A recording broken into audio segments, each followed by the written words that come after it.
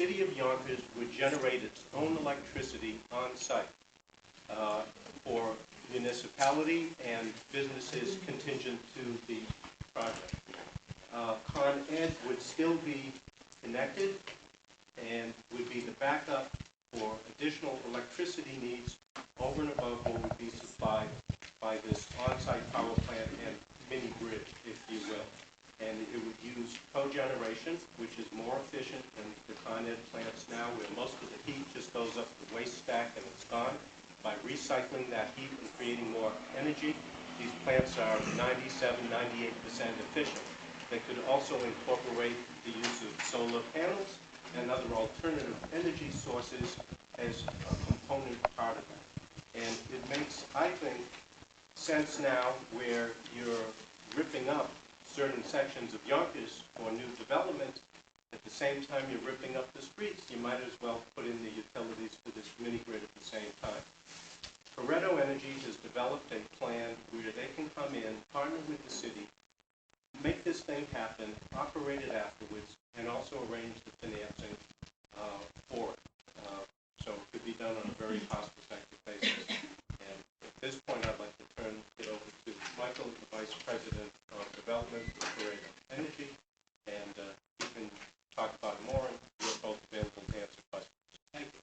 Okay, thank you. In the interest of time, with Pareto Energy, again, Stanley said, we're a U.S. Conference of Mayors Platinum partner. We've been working in many districts around the country on developing energy improvement districts.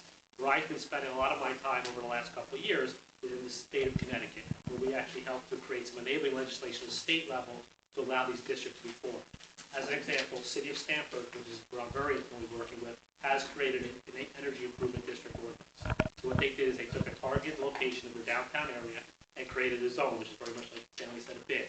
And in that district, we're going through right now the planning phase to look at putting in some on-site power there to provide heating, cooling, and electricity at a much more cost-effective level than you can currently buy or make it separately, and at a lower carbon footprint and lower cost than would be through traditional measures. So I'm asking really from the city of Yonkers, because of having a lot of business development here, obviously very dense energy users in a very co-located area, this could be something that we could do in the city of Yonkers.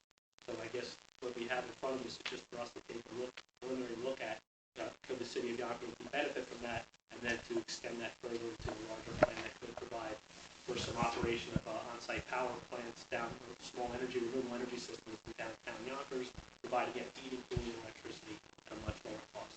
But really the energy improvement is more of an organizational tool by, again, bringing municipals, businesses, and institutions together under one footprint rather than everybody else looking at it separately.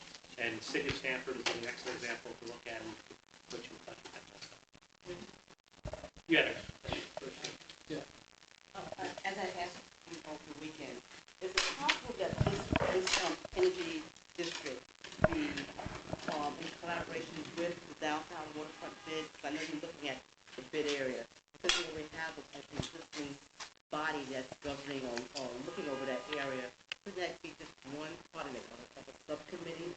Instead of creating two different bodies, two different committees?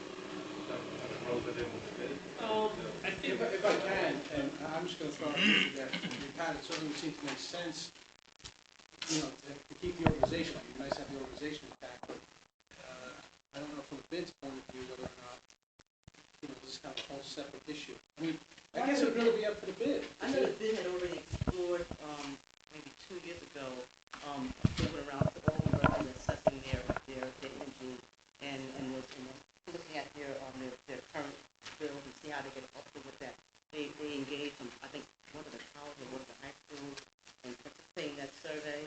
And I think they are interested in energy saving. And I think to be a good manager to having another board to have to worry about or have to monitor. It just seems that makes sense if they come in the same area, that would be one district that would work as one body. Maybe that suggestion needs to be. It would have to be reviewed. I think the way the financing is structured with private equity money, actually buying the equipment and entering into a power purchase agreement with the city may not lend itself to being one and the same entity with the bid. It's something that we certainly could look into, but my knee-jerk reaction is it may not be apples to apples. But you still have to, similar to a bid, take a geographic area, and then those businesses would pay an additional tax, I'm assuming? Well, it's not an additional tax, it's, they're buying their power, to the extent they buy their power from this plant, they're not buying it from Con Ed. Okay. So they're paying to this plant rather than So Con they Ed. just pay for service? So they're just It's a paying pay for for services, it's a power purchase agreement.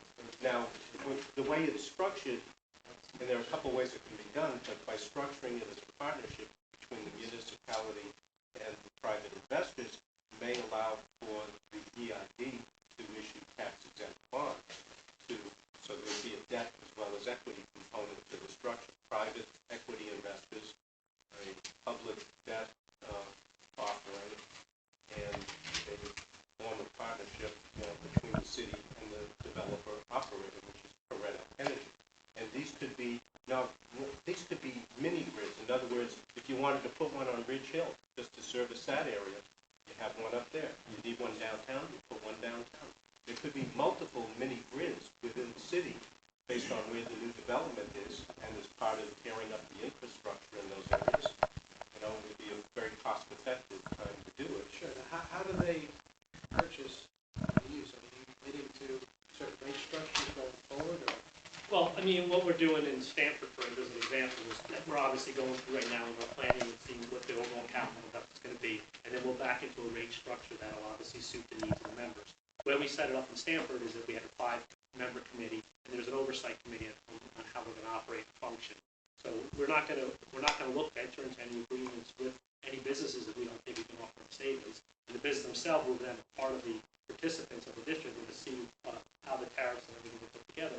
And the rate structure should be conducive to be out of below grid rate. What do these power plants look like? How big are they? What is the cost of them? And what is the average cost to the customer? Well, the size is relatively small, depending on what technology is chosen. When you say small, Bigger than Redbox, absolutely. I mean, a fuel cell site project could be. Is that what you're using, fuel cells? In Connecticut, we are, because a lot of the state subsidies are very encouraging of fuel cells. I used to work for Nike. We did a lot with fuel cells. Could be small reciprocating engines, which burn natural gas that recover waste heat off the engine, and also produce very little emissions, and obviously are much lower cost than buying power separately. But that would be something along the sides of the table, or again, somewhere maybe as big as this room. But we're not talking about anything that's a large facility, as you would see any type of power plant.